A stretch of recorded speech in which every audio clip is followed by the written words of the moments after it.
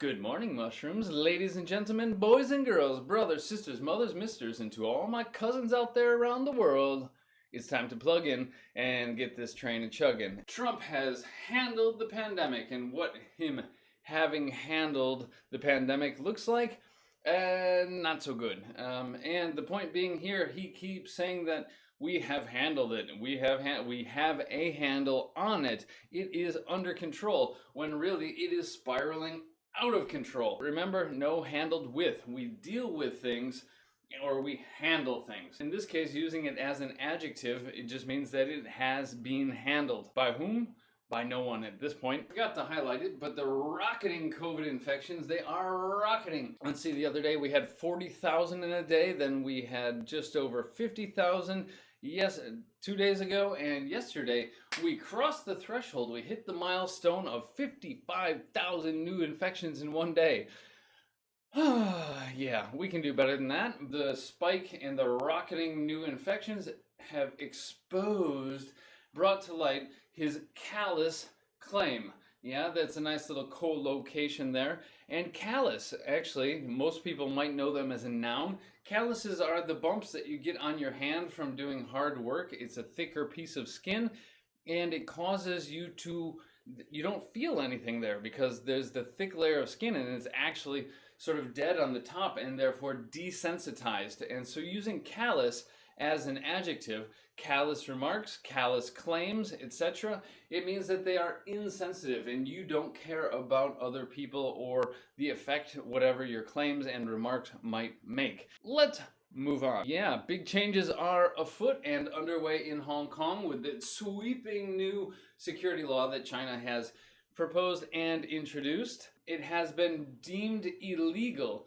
to call for revolution or even call for independence of any sort in Hong Kong, and the first arrests have been made, and so the protest leader flees, and as I said yesterday, we often use the present simple because it is the shortest construction in English, but really what it means is usually a different tense, and I would say he or she, the protest leader, has fled. Flee, fled. And that means to run away from somewhere, trying to escape danger. Often when a revolution is underway, then the dictator or the monarch will flee the country and seek asylum in a different country where they can avoid extradition and prosecution.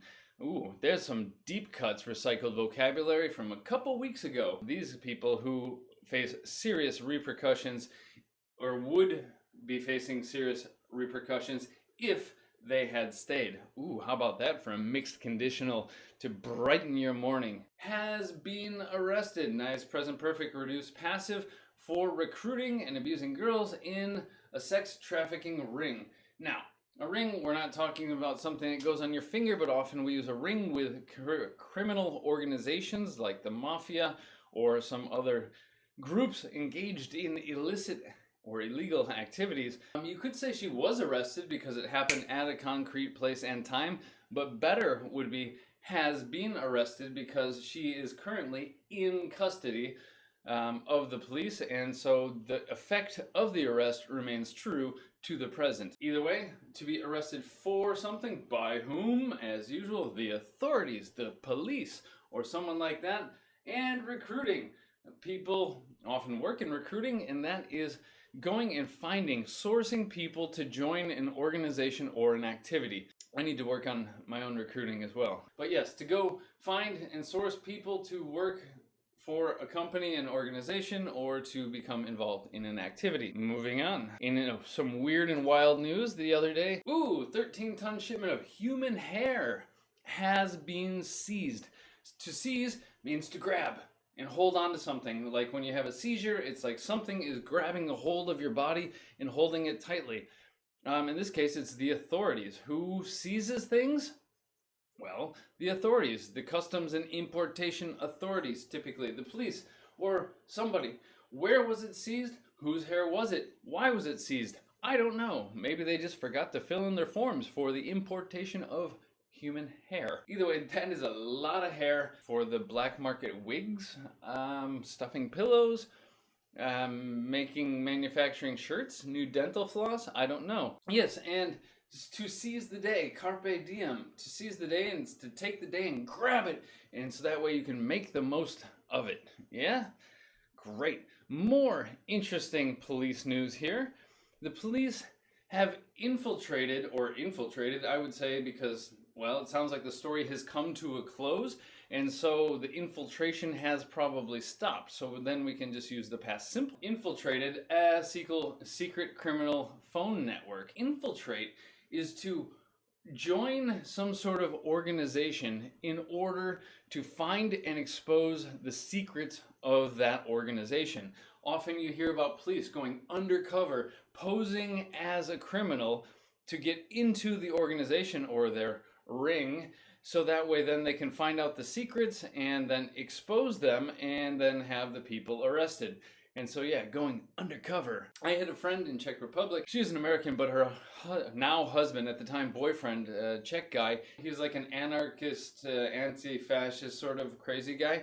But a cool, really interesting guy, and he used to infiltrate white supremacist and Nazi organizations and secretly film them and collect intel on them and then give it to the police. Now, he was just doing this as a vigilante citizen, not as in coordination or cooperation per se with the police, because at least in Czech Republic, it was illegal to have any sort of Nazi symbols or any of those things, because, well, you know, World War II and all. But so he would take secret video and then expose these people to the police. He would infiltrate their secret white supremacist Nazi societies.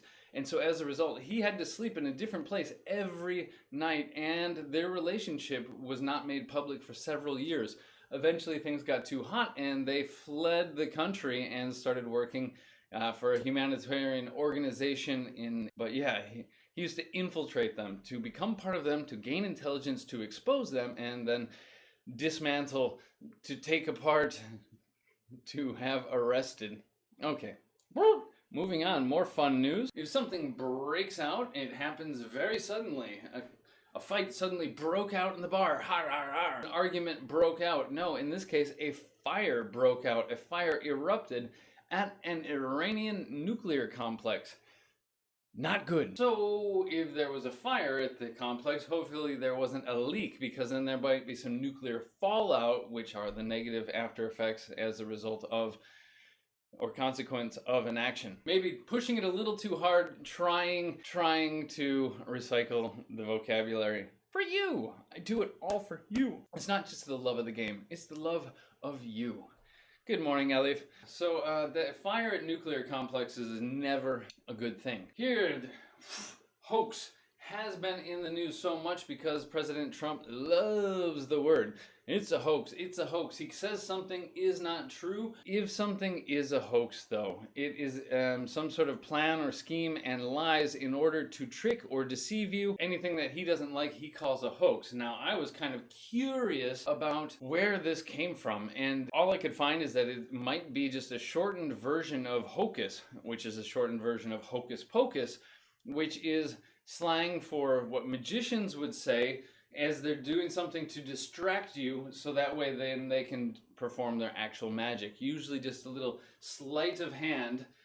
They get your attention over here and then they do the magic trick over here. Hocus pocus. All right, we've had Landslide in the news quite a few times, talking about landslide victories, landslide defeats. Here we have an actual literal landslide, not being used in the figurative sense. In a mine that mines jade, I guess, there was a landslide. There was some sort of collapse and a big portion of earth came tumbling down and killed at least 160 people. Unfortunate. But I mean, if you think about it, landslide, the land is sliding. Technically, truly literal in this sense. Moving on, more dark, depressing news here. A slain singer. To slay, slayed, slain. But as an adjective here, it's the past participle. So we know at least the past participle is slain, and that means murdered. Killed, murdered. And so murdered singer has been buried or is being buried, as 81 more people are being killed or have been killed in protests. Lots of death and destruction out there to brighten your day and warm you up for the weekend. And they were murdered. By whom? I don't know anything about this story. All right, The UK denies cash-strapped ruler 100 billion in gold. So I don't know who, well, a ruler is the king or the queen, whoever rules over the country. Now in the UK, that'd be the queen. In Russia, that would be Putin, who is not a monarch, just a strongman or dictator or whatever you'd like to call him. Because they're called a ruler, they're in charge, and their word is rule, is law. But if you are cash-strapped or strapped for cash, it means that you don't have enough money, especially for a particular activity. And so is the queen broke? Oh no! They denied the billion in gold. It's like they asked for it and they said, no, sorry, we're going to reject and deny that request. We're going to turn down your request and say, no, sorry, tough luck. Doodles. Moving on. Prince Harry. All right, UK back to back here. Prince Harry says institutional racism is endemic in society. Endemic means naturally occurring in a particular region or within a particular population. Just like we could say that some species of plants or animals are indigenous to New Zealand or are native to New Zealand, or we could say they are endemic to New Zealand, or some sort of illness or negative thing when we're talking about within societies and human populations. We don't talk about plants, we're talking about negative things. Diseases or problems are endemic. They're naturally existing within that population or location. Doesn't mean we can't try to change it and fix it. Right, Prince Harry? This is just a fun little, one of the little plays on words that I love in the headline writers here. The fastest growing black hole in the universe has a massive appetite. Massive meaning huge. However, it's particularly amusing because black holes have nearly infinite mass because they're constantly sucking it in as the collapsed star pulls everything in. Not even light can escape, and they have infinite mass. And so having a massive appetite, nice little play on words. Well done, writers. You get a gold star for that one today, for making me smile amidst all of this darkness. To crash something, she's crashing an interview, or you can crash somebody's party, or you can crash any sort of other event. It just means to attend some sort of event and you weren't invited. And so, yeah, you just went, I'm here now, what's up? Haha. I want a snack. I'm hungry, mommy. To die out means to become or to go extinct. No longer exist. It's not being actively wiped out by anybody or anything. It's not like some disease is killing the language. It's just maybe naturally happening that people stop using it. Scientists say that we're part of, the sixth mass extinction that's happened in the history of the world. We are killing off species. We are wiping out species. But then other species are dying out as a result of climate change. I was just reading about how a lot of fish are dying out because of warming temperatures within the water. Linguists, get out there and preserve them, because a lot of them have very interesting aspects regarding vocabulary, grammar, etc. And remember, language is the vehicle of culture and a way in which to view the world. And so by understanding and preserving some of these languages, it can help us understand our world differently, perhaps. All right, well, there's my little save the world piece for today. The teller, that's the person who you interact with at the bank that's in charge of all of the money and so on. The teller called 911. Don't know why, other than basically endemic or systemic racism.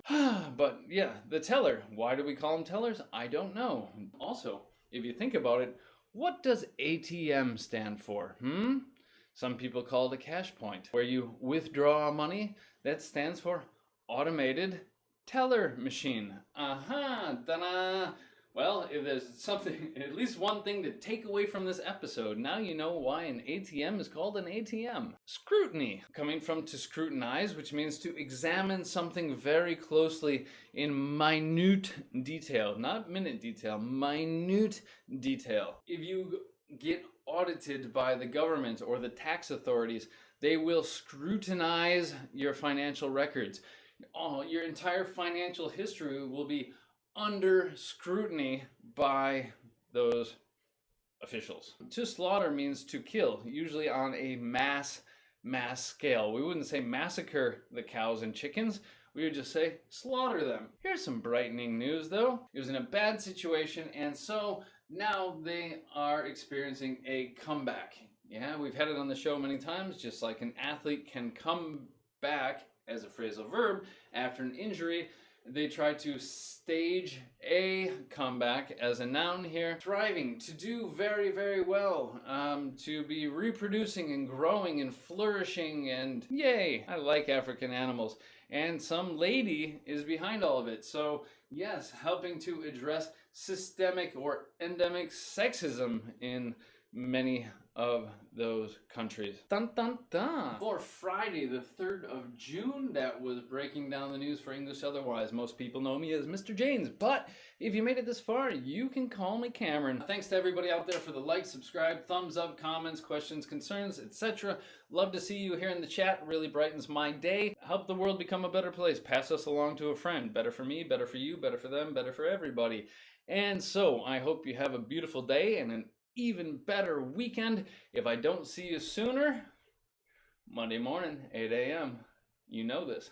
Bye-bye. Stop the stream. Yes.